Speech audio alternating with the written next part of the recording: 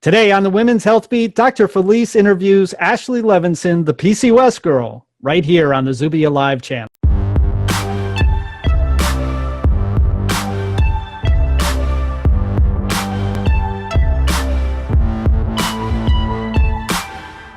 Hello, I'm Shane Schultz, the executive producer of the Zubia Live channel.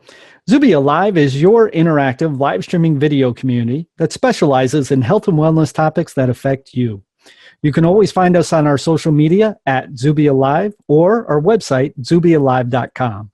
Today, we have another wonderful episode of the Women's Healthbeat hosted by Dr. Felice Gersh. Dr. Felice is board certified as both an OBGYN physician and integrative medicine and has helped women worldwide with her efforts and her knowledge. Today, Dr. Felice interviews Ashley Levinson, the PCOS girl, as they discuss what it's like to live with PCOS or chronic illness on days that end with Y, including the holidays. But before we get started, we'd like to say thank you to our sponsor, Celluma. Celluma is your light therapy device that treats a variety of skin and pain conditions using proven technology to relieve everything from muscle and joint issues, such as arthritic pain, or facial wrinkles, and even acne. If you'd like to learn more about Celluma, visit Celluma.com. All right, without further ado, please welcome Dr. Felice Gersh.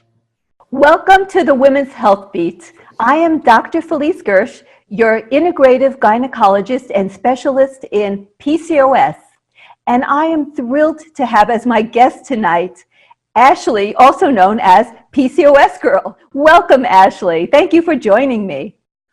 Thank you so much for having me. It is such a pleasure. I'm sure you remember when we met back in 2016 in Atlanta at the PCOS Challenge Conference. Remember that? And it was such an amazing conference. And I got to meet a lot of women suffering from PCOS and amazing advocates like you, who is all over the social media and talking and helping women with PCOS. I was hoping you could share first a little bit about your story as a PCOS lady. Absolutely. And thank you for the opportunity to tell my story. My story started really a lot like many other women you hear that have PCOS. I was 13 years old and I was experiencing weight gain, acne, irregular menstrual cycles. It got to the point where they were so severe that my mom said, I think it's time to go see somebody. Took me to a gynecologist, and at age 13 they put me on the birth control pill without any further explanation as to why. Beside, the only explanation that I got is sometimes girls have a hard time coming of age. Just take the pill, and when you're old enough and you get married and you want to have kids, come back and we'll talk about it. So I did exactly that and stayed on the pill until I was 29 years old. Oh my gosh, from 13 straight to 29, no lab tests, no tests of any kind, I take it. Nothing. And throughout that period of time, I did have fluctuations in weight. At one point when I was 16, I went to a weight loss camp. That was a really positive experience, and it helped me lose weight and keep things under control. And then it was kind of like a Richter scale. It was up and down throughout this period of time. And you would notice little things like hairs on the chin and the acne again and the dark skin patches, but no one again was making a connection, and all said that it had to do with puberty. 29, you can't say it's puberty. Not at 29. Not at 29. Not a puberty explanation. Right. And after I went to the weight loss camp, I had kept that weight off pretty much all that time because I was on the birth control pill, so it was regulating my hormones to some extent. So I went off the birth control pills at 29 because at that time my husband and I had decided we wanted to start a family. I went off the pill, and within literally a 3-month period, I put on close to 100 pounds. And I had not changed my exercise regimen, my diet regimen. I started going to doctors, my family doctor I started with, who basically told me, you have to be stress eating. Maybe you're eating in your sleep.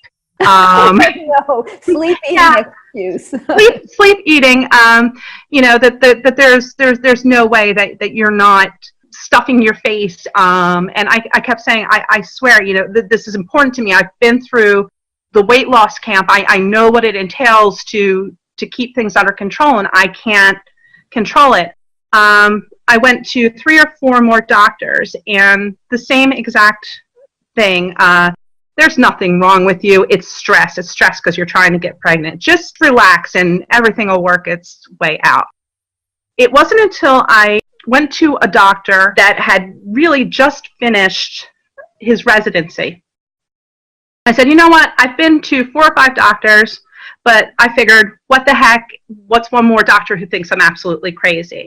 Told him my story, and his eyes got real wide, and he walked out of the room. He came back in with a textbook, opened up the textbook, and there it was, the definition, PCOS, polycystic ovary syndrome. So I'm looking and I said, okay, I know the name of it, but what is it? And he said, honestly, I really don't know much about it, but I'll learn with you. At that point, I pretty much took to the internet to find anything that I could. What people don't understand is when I started this was in 2000. And people say there's not a lot of information about PCOS out there now. There was even less when I started. So I found one organization that was in the little corner of the internet, and I started talking with other women who were experiencing similar symptoms, similar ignorance from their medical providers, and we all started advocating and working together to build a network. And over time, we had organizations that started popping up. We've had doctors who have, like yourself, who have taken the time to research and to educate people properly about the condition. And we are really very far ahead from where we were when we originally started. However, we're still kind of in the dark ages. So it was out of frustration from not having the proper information available to me that led me to 17 years of patient advocacy for PCOS and chronic illness. Well, that is a triumphant story, absolutely. And I have to ask you, did you get a baby? I got 2 babies. Oh, wonderful, wonderful to hear. That is great. So it's a really happy story, and I can see that you've spent really 17 years focused on PCOS. So that is an amazing accomplishment. And with all of that time and energy spent, what would you say would be, let's say the 4 most important features of PCOS and that you would like to talk about, and tips for women out there who have PCOS that you've learned from your own experience and from all of the interactions you've had? I have what I call my pillars of PCOS. There are 4 things that I typically talk about when I am discussing the syndrome. Number 1 is understanding. For people to really know what you are going through, they need to understand what it is that you're dealing with. A lot of times we get caught up in the facts, the numbers, the statistics, but we're not really explaining to people how that impacts our personal life. So I can go to someone and say, I have PCOS, polycystic ovary syndrome. It's an endocrine disorder. It affects 1 in 10 women. It's the leading cause of infertility. And they'll look at me and go, oh, okay, that's great. But if I sit there and I say to them, I have a condition called polycystic ovary syndrome. It's an endocrine disorder, and it affects me in A, B, and C ways. And it makes me feel A, B, and C because I'm dealing with these different things. People can relate to it more because they understand how it affects a person. And it's different than looking at something black and white or just having a snippet. And I think that's very important for anyone who's living with chronic illness to understand that in order for people to understand what we're dealing with, we have to take the time to explain to them, and for them to, my second pillar, listen. People have to be willing to listen to what you're saying. There's a difference between hearing someone and listening to someone. It takes time, it takes trust, and whether they're your friends, your family, or even a medical provider, you have to establish a relationship and a trust so you're able to talk to one another and tell someone if you're having a bad day or if there's a sensitive issue with a symptom, that you're able to talk to these people about it. I don't think people nowadays listen enough. I think we've become kind of desensitized because of the way healthcare is nowadays. A lot of medical professionals don't have the time to spend with their patients. So a lot of times you feel like you're being rushed through the process. With a condition like polycystic ovary syndrome to be diagnosed and treated properly, it takes time on both ends for you to explain what's going on and for the medical provider to be able to put those pieces together. So listening is another one. And as far as listening is concerned, we have to be mindful of what we are saying to these medical professionals, because a lot of times, my third pillar, there are stigmas that are associated with the condition. Many women go through struggles on a daily basis, again, with symptoms that I talked about, adult acne, excess facial and body hair. A lot of women deal with either being overweight or underweight. They feel broken, embarrassed, and afraid to really talk to someone, even if it is a healthcare provider, about what it is they're dealing with. And again, that goes back to, if we're not willing to talk about it, people can't help us. So we have to, again, establish that it's okay to not always be okay, and it's okay to ask for help. It doesn't mean that you're broken. It doesn't mean that you're different from other people and that you can't be loved or respected because you're dealing with a chronic condition. It just means that you may need a little extra help and understanding. The other thing is, for me, has been guilt.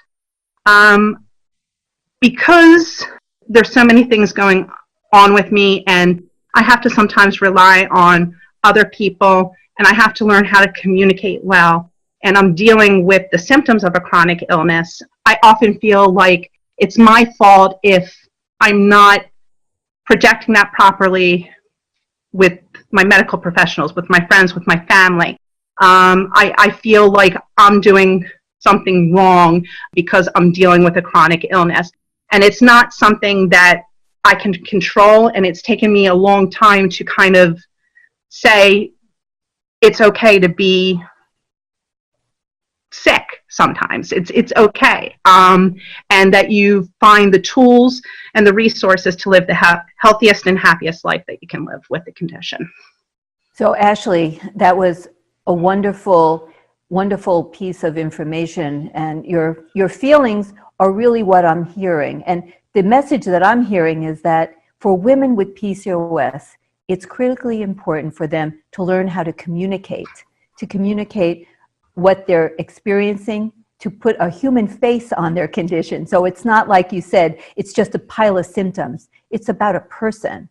And then secondly, it's about really being able to let go of the feeling that there's something wrong with you, that you're just damaged, that you're another person and you have a few things that you have to deal with, and it's okay if sometimes you are imperfect, and it's okay to be emotional sometimes, you know? Like, I felt your emotion right there, and it is okay to have emotions. We don't have to be living behind a mask, you know, that we can be open about our emotions, our feelings, be able to communicate them, and women with PCOS being able to share their stories with other women with PCOS. I think that's a very healing experience. What have you seen in regard to the healing experience of women sharing their stories with you and PCOS Girl, and how that's all worked for you in your own healing journey? Wow, it's empowering. The first time I kind of stepped into, for lack of the better term, the arena, the healthcare arena from the patient advocacy side, I was asked to do a segment for a TV program called Mystery Diagnosis on Discovery Health Channel. It was the first time that PCOS was actually really televised, and it was difficult for me. You know, my weight has always been up and down, but at the time that I had done the special, I was over 300 pounds. I had extremely low self-esteem, but I knew that what was going on was bigger than what I was feeling. And I just felt compelled to tell my story out of frustration, out of anger. And it wound up being one of the most empowering experiences I think that I've ever had. It led me to connect with literally thousands of other women that literally said to me, oh my goodness, I keep telling people I'm dealing with this, and now I understand what's going on. This is an actual condition. There's something real. It's not, as the show said, a mystery. So it was really a catalyst for a lot more public awareness about the condition, and it helped these women identify and realize that it's okay to speak out and to tell your story, because that's how you find others and that's how you heal yourself. Sometimes living it, you don't really realize what you're going through until you actually hear yourself speaking what you're going through, and then you start to heal because it's out there, and you know that you can confront it and it's okay. Yeah. Isn't it amazing that it's the most common endocrine disorder of women, and yet most women who have it feel so alone, so isolated? Like you said, it's a mystery disease. Even today, what is it? Something like 6, 7 doctor visits, different doctors before the diagnosis is actually made. Even though it's so many years since you first went on your own journey, it still hasn't changed as much as it should. And that's why we desperately need people just like you advocating and letting women all over the world know that they're not alone and that there is actually hope, right? Isn't that so important for women with PCOS? Did you ever feel at a point in your life that there was no hope, or always knew that there was hope? Sure. When I was first diagnosed, when I really didn't know what the condition was, when I had grown up in a very strong family unit and had a very strong desire to have a family of my own, I was very lost because I was told, you're never going to have children. Isn't that terrible to say such a thing? Oh, yeah. I was told, you need to concentrate on your weight. Okay, well, tell me how I do this, and how do I deal with infertility, and how do you know that I'm never going to have children? So yeah, it was a very difficult process, but as I told you, I had 2 children. You learn coping mechanisms, and you learn a lot through the community, and again through professionals like yourself that have taken the time to research and to understand the condition and to pass it on to the community and to the public as well. Well, this is great. And as you know, now we're getting into the holidays, and the holidays are a wonderful time, but for some people they can also be a downer, right? It's like if you go to parties and, oh my gosh, look at all that food I can't eat, right?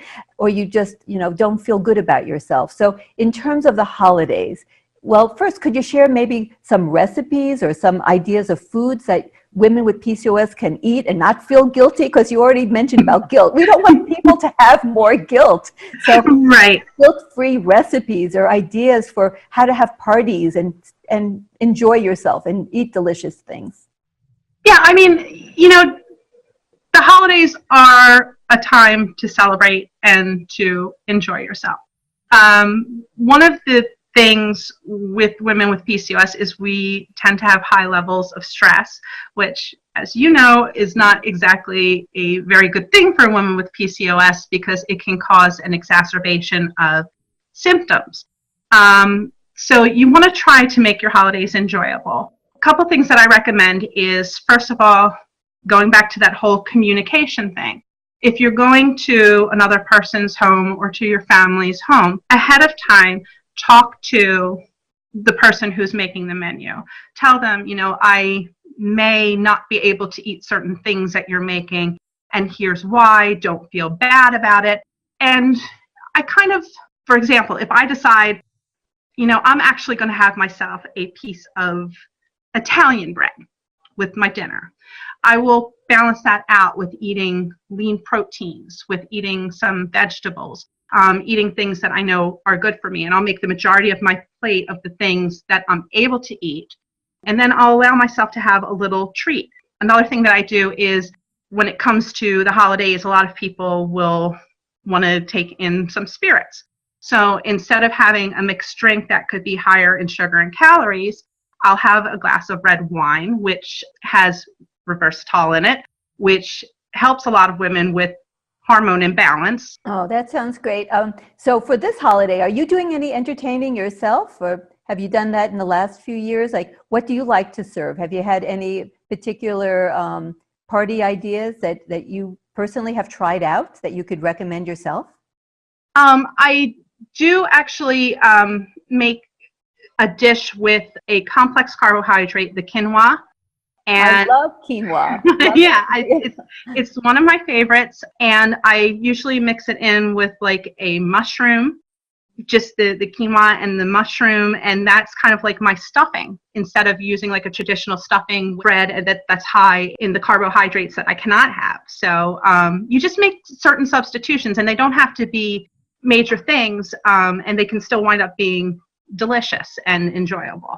Yeah, I think that's such an important point, is that a lot of foods that people think of as their yummy go-tos are really made with a lot of processed foods, with a lot of, say, starches that have been really bleached and refined flour and such. But you can find wonderful substitutions, right, with whole grains, and you can use other vegetables, starchy vegetables. You've probably seen recipes where they put avocado, into make chocolate souffle out of avocado. And you can use like yams and sweet potatoes because they're so sweet naturally, but they're actually very healthy for you. So it's really great, to be creative and not feel deprived, right? But if you actually do make a mistake, so to speak, and you indulge in something, not to feel guilty, right? Because there's tomorrow and you just make it up. And the worst thing is to feel guilt. It sounds like you spent a fair amount of your time in your life feeling guilty. And you see other women who feel guilty about their condition or their choices. And I think it's to liberate women, say, you're not guilty of anything. This isn't your fault, right? To think that you went to so many doctors and they all accused you of eating in your sleep, sleep eating. And it's like, and just saying that you're lying, basically, and to free women from the idea that that PCOS is their fault. I think that's a really important message that you deliver to women all around the world, wouldn't you say? I agree. I still to this day, with as much as I advocate and I talk with other women, I go through the same thing that everyone else does. I still feel guilt. I still feel broken. Ashley, it's not your fault. You're right. But it's not. But you get so used to being put down that you keep going back to that. Yeah. But what I say to people is, you know what? That's okay. Have your breakdown, be upset, be angry at yourself, feel the guilt, go to sleep, and hit the reset button, because tomorrow is a new day and there's nothing preventing you from starting all over again. It's hard. It's not like it's, a broken fingernail or something that will take a few days and it's fixed. This is a lifelong condition. Right. Hysterectomy isn't going to resolve it. Menopause isn't going to resolve it. You're living with it, and you have to find ways to manage it over time. One thing I think that's been the hardest for me is realizing that PCOS is not a constant, and as you age and your body changes, so does the way that you have to do things. You have to tweak and make adjustments. Right. So. It certainly manifests somewhat differently over the ages, but it doesn't go away. I think that is an important message. It is a lifelong condition. So tell us a little bit about what you're up to on social media these days. What am I not up to is the easier question to answer. I'm doing a lot. I have specific things that I do throughout the year to raise awareness for certain symptoms for PCOS. My next big thing that comes up, this is going to be my 4th year doing it, is called Have a Heart for PCOS. And it runs in February along with Heart Health Month. And I feel it's important to bring out some of these symptoms instead of focusing directly on PCOS as a whole, because people don't realize the risks and the consequences if you're not getting diagnosed or treated properly. The Have the Heart for PCOS, I do it because women with PCOS are 4 to 7 times at higher risk for cardiovascular disease. Mm-hmm. Women with PCOS have insulin resistance, which means that they have a higher risk of diabetes, which leads to the cardiovascular disease. So I do a lot to kind of tie all the different symptoms together and to try to bring the community together. I work with an organization that you work with as well, PCOS Challenge, Sasha Adi, William Patterson, who have been revolutionary in really getting the word out to the public, to our legislators, to the community. And I really kind of follow their lead a lot of times and try to build off of the messages that they're sharing with the community and trying to help people relate to some of these messages on a more personal level. I don't know how you find the time for all this. And for people to find you on the internet, they look up at PCOS Girl, is that correct? Yes, it's on all of social media, Facebook, Twitter, Instagram. I'm known as PCOS Girl with a little twist, so it's PCOS, then GURL is my handle. Well, that's great. And if you were going to leave the thousands of women with PCOS who are watching you right now with one small message of hope, what could you say to them? You're not alone. You are loved, and you are not broken. Stand up, speak out, share your story, not only to empower yourself, but to empower others, to help you realize that there are resources, there is help, and with the proper connections, you're going to be okay. Oh, that is beautiful. And what I want is for you and for me and for all the others out there who are advocates for PCOS to join together to forward this movement and to never look back except to learn, right? To look back and say, you know what, the bad days are gone. We're going to look forward to a beautiful future and a happy 2018. And Ashley, thank you so much for joining me here tonight.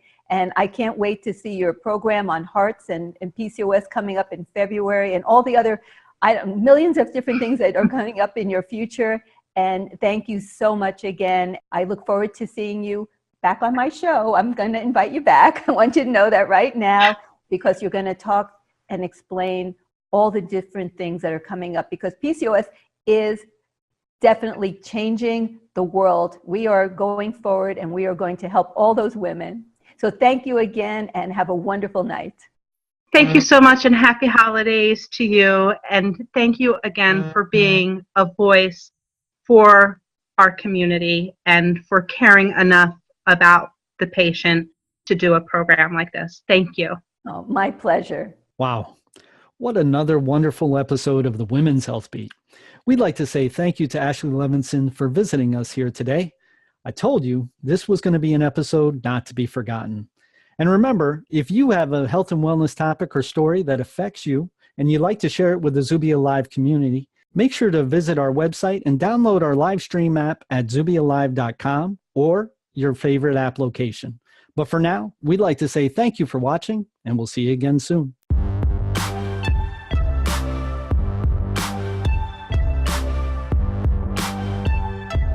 So Celluma is probably the most innovative light therapy device on the market.